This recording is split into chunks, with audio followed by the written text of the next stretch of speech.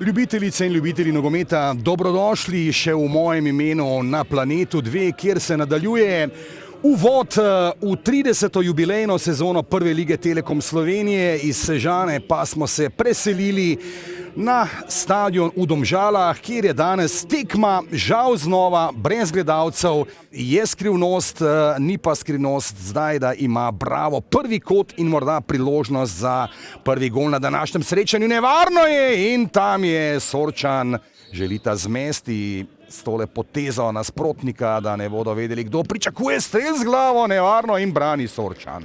Ampak danes še niso našli rešitve, kako prebiti obrambo Brava in priti do resnejše situacije. Zdaj pa Bravo pri poizkusu.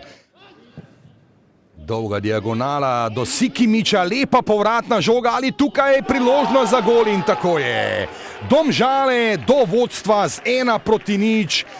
Dario Kolobarić pa takoj, ko mu je Dejan Đuranović ponudil priložnost v začetni 11-terici, že uresničuje tudi svoje ambiciozne napovedi.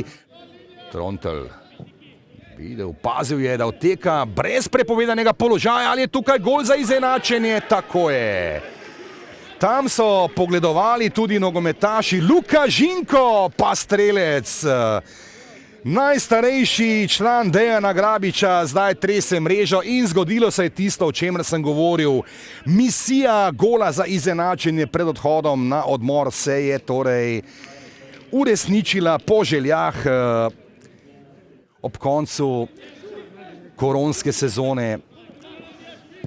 Predložek v kazenski prostor, nevarne, tam je bil sicer blizu, pa Domžalčanov, lepa podaja Kolobarića, dvojna podaja Kolobarića, ali je tukaj priložnost za povišanje, brani zdaj Vekić.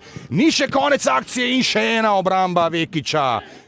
Nov komplet, 21 žog, torej 42 jih prejme vsak prvoligaš. Tak, zdaj pa priložnost Kajta. Kdo lahko koga šokira? Podlogar, brani Vekić. Še ena izbita žoga, tokrat izbija Pišek, pa zdaj priložnost in 2-1.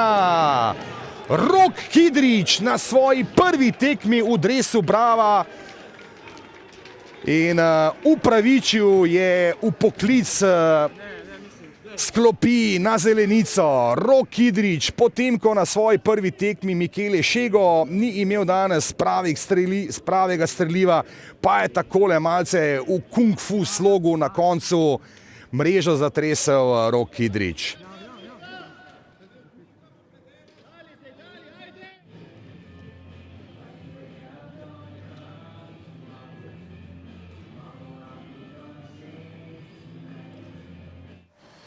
Po pričakovanju težka tekma, za nas seveda neugoden, nesrečen poraz v zadnjih minutah.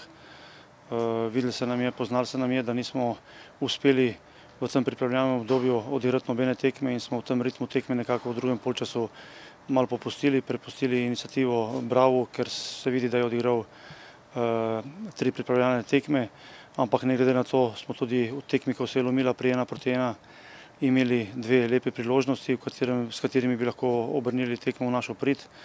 Na našo nesrečo se temu ni šlo in čestitke Bravo. Ja, zelo smo veseli te zmage, normalno, da lahko štartamo prvenstvo bolj sproščeno oziroma da lahko nadaljujemo te stvari, ki jih delamo. Tekmo bi ocenil kot zelo težko, kar se tiče vremena, in v prvem polčasu smo bili lahko rečem slabši, v drugem pa smo vseeno pokazali, smo stopili na plin in pokazali, da lahko igramo z večjo intenzivnostjo tudi pri takem vremenu. Ne glede na vse pa mislim, ima ta zmaga grenak priokus. Jaz bi jo podaril ali pa naklonil mojemu prijatelju, ki je včeraj izgubil življenje v prometni nesreči in počivaj v miru.